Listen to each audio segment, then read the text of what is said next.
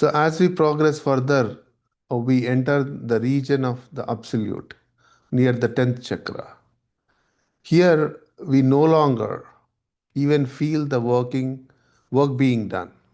We do not feel it before or after. We know only that it continues automatically as needs demand. Imagine you are sleeping and a mosquito bites you. You feel an itching sensation. Your hand moves to the affected area and you scratch it, all while remaining asleep. You have no conscious awareness of the feeling, the itch, and do not remember anything about it when you wake up. So this is the condition of automatic working, where you do everything circumstances demand, but the actions leave no impressions on you. In other words, you carry no burden of doership. At this state, at this state, as this state matures, the ego is sublimated into identity. This is the fourth and final stage of egoism. And at this stage, you become eligible to enter the central region. So the thing I refer to as identity still exists even in the central region. Think of it as the thinnest remembrance that separates the soul from the source. However, this membrane disappears when universe dissolves and everything returns to the center. During the final dissolution, all the identities of liberated souls merge into one along with those of others. All individual identities are lost, and the newly formed identity brings forth creation again when the time comes. So, here, there's a lot of information in these two paragraphs, and I'm expecting a lot of questions as well. So, okay, anything. So let's understand it like this. I've mentioned this so many times. Any cognition is when there is contrast. Without that contrast, you cannot have the cognition. See, suppose you from a hot summer, you enter the home, you suddenly feel cold. And if you are there in the room, after some time, your body adjusts to the temperature in the room and you're no longer feeling cold. And when you step out again out of the house, you feel hot because outside it's summer, correct? You are in the AC at home. The same thing, anything, any knowing is also when there is a contrast. If the condition become grosser and then becomes subtle, you will notice it. Or you say, oh, my meditation is good. From the subtle to when the things become grosser, also you notice it. But once you are in that subtle condition, let's say from gross to subtle, you are in meditation. Once that subtle condition hits on you, within few seconds, you are no longer thinking it of as a subtle condition. Because now your mind, your conscious state is adjusted to that subtle condition. So you understand what I'm trying to say here. So that's why we we kind of put so much emphasis on this cognition, knowing, right? But this cognition only happens when there is a contrast. When the subtle, grosser to subtle you are shifting, you will notice it. But once you are in subtle, you won't notice it until your mind shifts to grosser. Correct? So that's why in meditation, when we are sitting, when we absorb this subtle shift, you know that it is shifted. So connect with that condition. It's like this: when you are deep asleep, when you are awake, when you know that you are deep asleep after you are awake. Means the mind has come from the deep sleep into the awake state, and then you know that you were in deep sleep. Correct? But the still the mind has that knowledge of what that deep sleep is.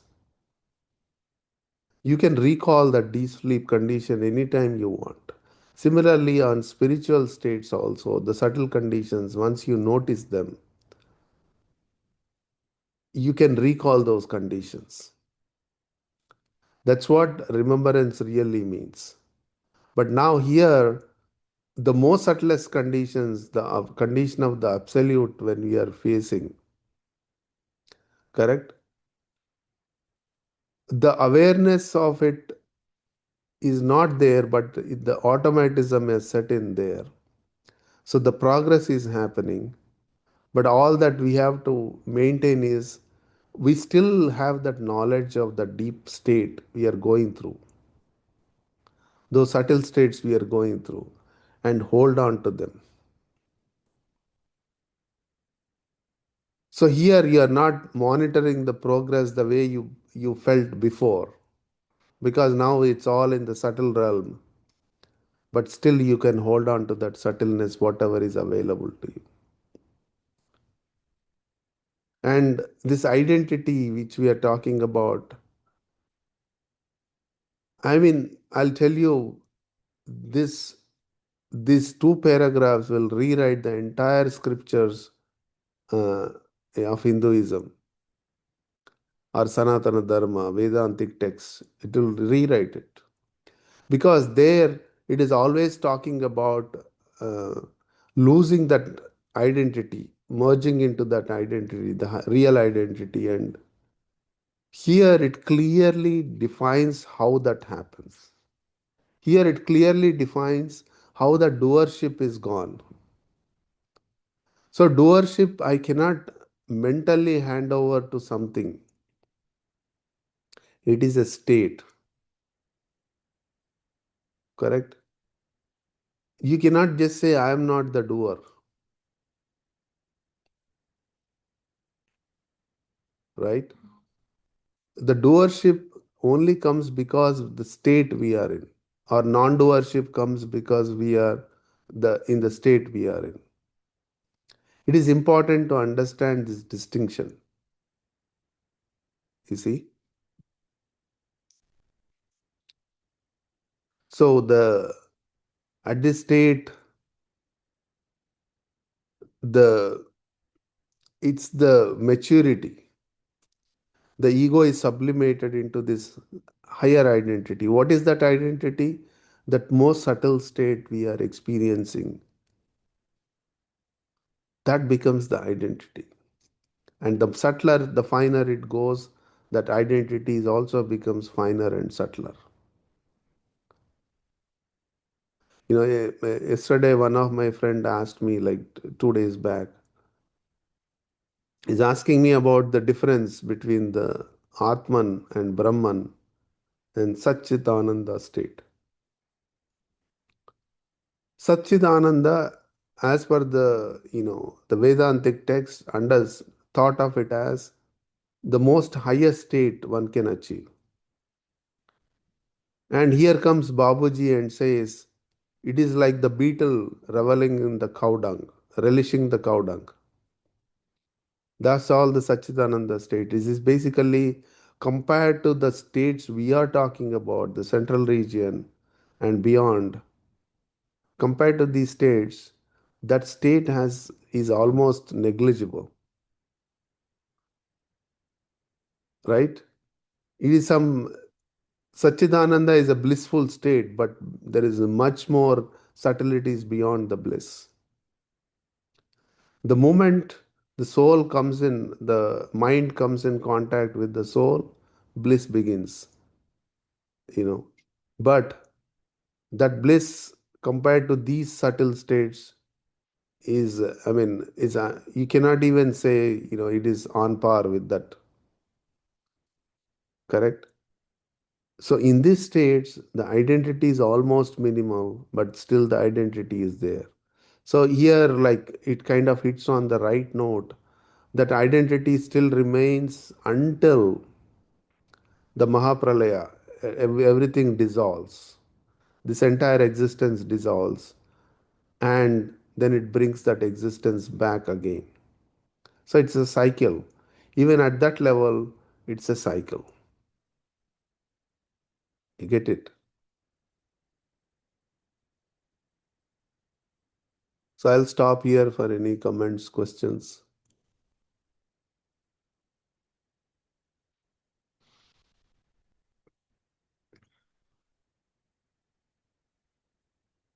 Everyone is quiet.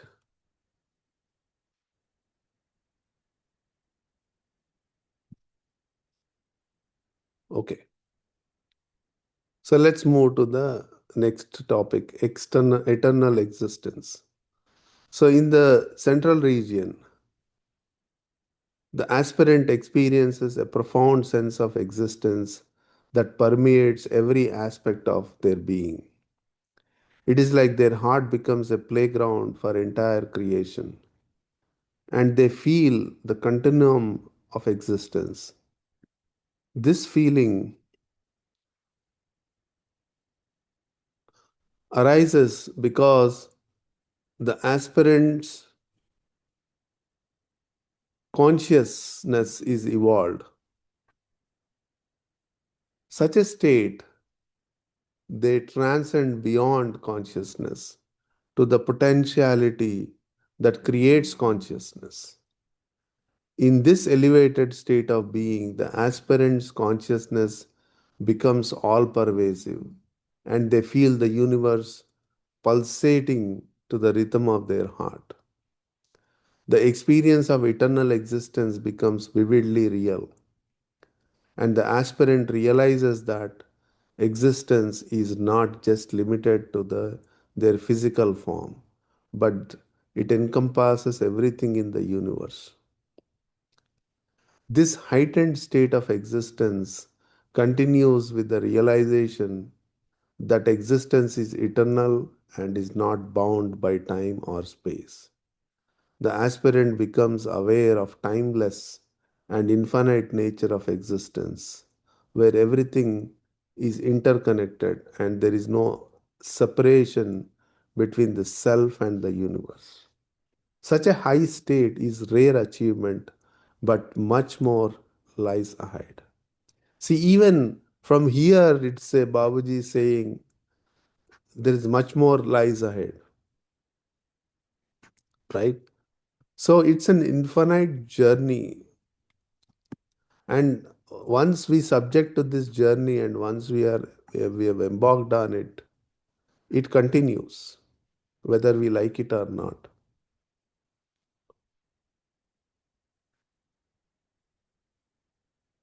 So imagine you are reaching a state where the consciousness itself appears,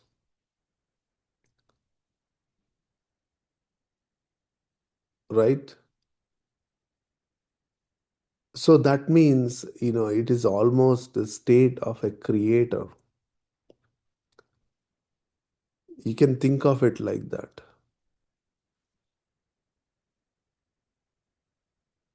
right? So, I mean, this is something we need to kind of meditate on.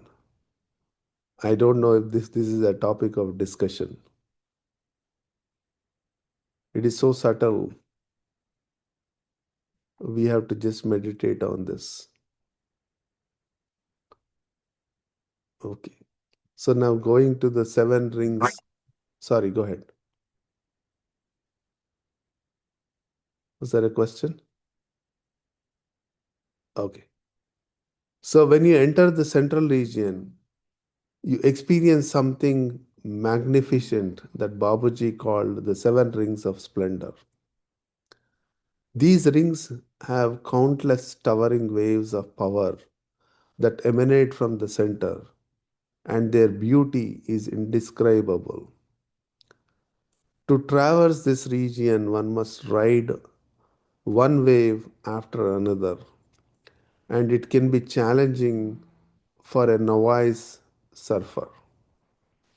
However, if you are a champion surfer, you go with the flow and find a sweet spot of balance and harmony, feeling entirely weightless, devoid of ego. It is similar experience to riding the perfect wave. Someone once told me of Laird Hamilton, the legendary surfer, who described riding the big one as being inside a giant cathedral of water, flying and feeling as if time stands still. In the rings of splendor, one rides one big one after another in the infinite ocean. To ride these waves effortlessly, the secret lies in absolute and total humility. One feels more insignificant than even a speck of dust. This is where the phenomenon of invertendo comes into play. The humbler one is, the higher one rises, and the easier it is to ride the waves. Crossing the rings of splendor marks a stage where the swim to the center begins. This is the final state, the highest level one can achieve in the spiritual anatomy project.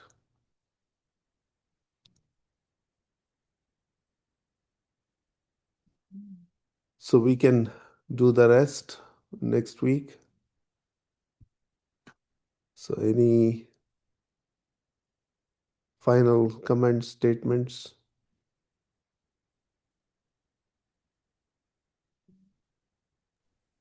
How did Babuji know at that time, right? Quantum physics is now scientists are talking about.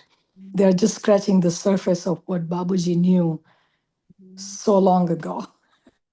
It just blows my mind. Yes, I mean, because it is all about connecting with the nature. So, the nature has revealed. Even when the scientists have thought about quantum physics, it is, I would say, they are in deep meditation to even to identify such concepts, correct? And at least what they have done is they try to do some experimentation to prove that idea or concept. Here it is so subtle, which in which way can you prove? Even like the when the string theory came into an existence, string theory is just a what do you call an idea, a concept. There's no one knows how the strings are, correct? And it is the scientists who are talking about string theory, they're talking up to 12 dimensions, and we have not understood even the fourth dimension. Scientists are still confused about the concept of time. Still time is not understood, still light is not understood, which is physically we are seeing it every day. Now imagine the subtleties here. And here, even when we are talking about a conscious state is something which is beyond even any quantum idea, because quantum idea is still at the vibratory level, particle level, or energy level. Now we kind of all this manifestation happened because there is consciousness, and the potentiality beyond that consciousness, reaching that state, potentiality beyond that consciousness, reaching that state we are talking about at the 13th point. So it is that inner nature when the mind can start grasping, then all nature secrets become in open. They become vivid, right? So that's why, one thing I kind of understood after being here and listening to masters, One thing I've understood is the human nature tries to glorify, which it cannot understand. See, if you read the initial Vedic texts, the Veda, for example, Samaveda starts with, okay, we don't understand what this atmosphere or air is. So that air becomes the Deva. I don't understand the phenomena of sun. Then sun becomes the Deva, Surya Deva. So, like that, they started assigning some capacity to each functional nature they are seeing, observing.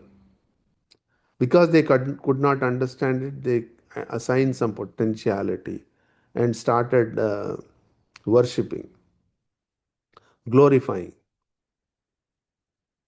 The moment we glorify, it becomes unreachable. So the Vedantic texts have said, you are already that. Thou art that. We repeat it many times. We talk about it, but we don't believe in it. We don't trust it because it is a glorified state. It is foreign. So I can I can talk about it as if I understood it, but I don't want to be that. That is the problem with the glorification. And Babaji said it in a very nice way. He said, in the Persian literature, the moth's love is kind of understood as the highest form of love towards the fire, towards the light. It goes to the fire and it burns in that fire, it immolates itself. And it goes to the fire knowing that it will get immolated. So it is ready to lose itself for the love of the fire. And Babaji said, I want those moths which can immolate themselves in the cold fire. I thought about it, this statement so many times. And this answer, which I kind of felt, what is this cold fire? Cold fire means you are ready to immolate yourself when there is no fire. So the hint of that you are that is enough to for me to kind of say and start feeling that. I don't have to think about, oh, that state is only possible for some highest evolved saints, and we keep it aside. But, I was reading this Ramana Maharshi's Upadesha Sara. In that, one of the verse says, it talks about two types of meditations. One meditation is, I and you are separate, the God is separate, and I am meditating on the God. And the second form of meditation is, I am already that and I am meditating on that. I am already that. So you're kind of starting it from the top. And he says that is the best meditation. That is the the the best or the topmost practice one can explore. In Sahaj Marg, in heartfulness, that is how we are starting. We are talking about the godly presence which is already there. Through meditation, we are not bringing any godly presence. Even our assumption, the first assumption we are making when we begin our meditation, that the godly presence is already there. So we are starting the godly presence within, not outside. So that is why this becomes the highest form of meditation. And if the godly presence is already there, means all these conditions are already there. The first stroke of transmission in your first meditation, you're already are given this state, the final state. Every stroke of transmission is giving you the final state. So don't think of it like a progressive thing. What is progressive is that unfolding of that state to you is progressive, because we are not ready. Our mind and consciousness is not refined enough to understand what is given to us already. So it's unfolding of it. So that unfolding of it, we are seeing it as a progress. But in every stroke of transmission, the final state is given to us.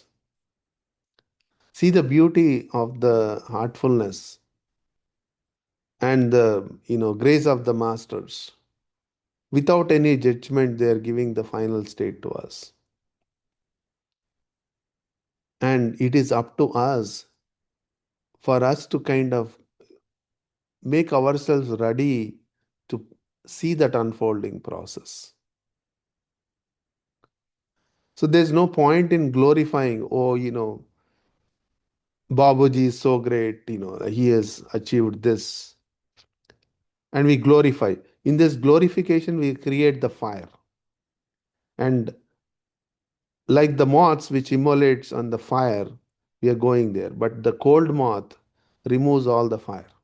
No glorification, nothing.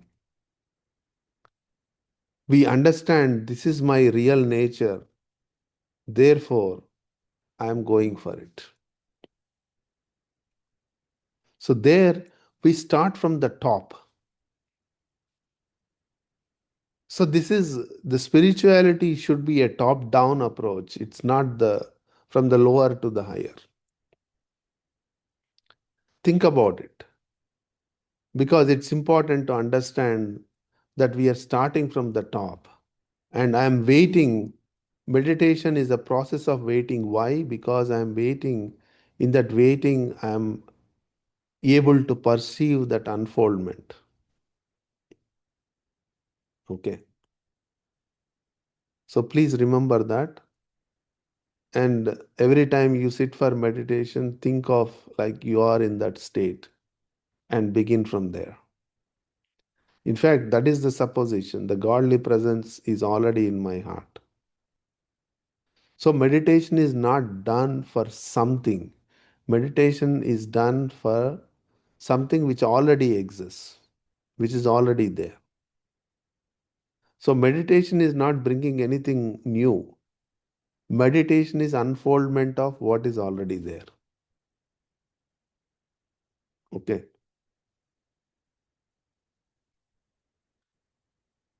All right. I'll stop here. And Keshri, you think you can give us the sitting today?